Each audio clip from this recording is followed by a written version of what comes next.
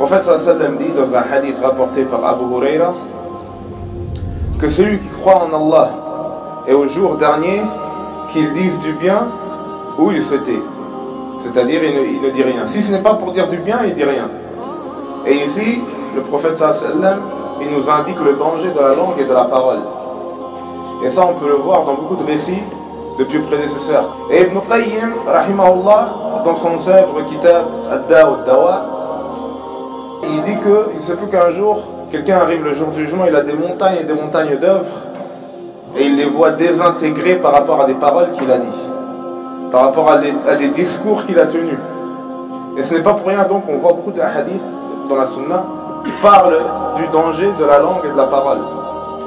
Et le problème c'est que de nos jours, avec les réseaux sociaux, maintenant toutes les paroles sont diffusées, ça devient encore pire.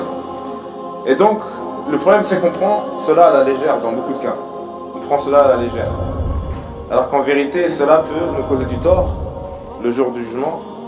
Et ça, c'est pour ça que les plus prédécesseurs, les compagnons, etc., faisaient très très attention à leur discours.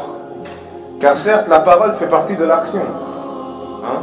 Certains pensent que si je frappe quelqu'un, c'est pire que de lui dire une mauvaise parole. Comme si la parole, ça ne faisait pas partie de l'action physique. Yani, le frapper, c'est physique, mais pas une insulte, une injure, etc. Alors que ce n'est pas le cas. Al-qawl min al-amal. Al-qawl min al-amal. C'est-à-dire la parole fait partie des actions, des œuvres. Donc il se peut que frapper quelqu'un, ça peut être au même niveau de insulter quelqu'un, etc. etc. Donc il faut faire très très attention, Inch'Allah Ta'ala. C'est un rappel pour moi et un rappel à tous mes frères et mes sœurs. Barakallahu fikum.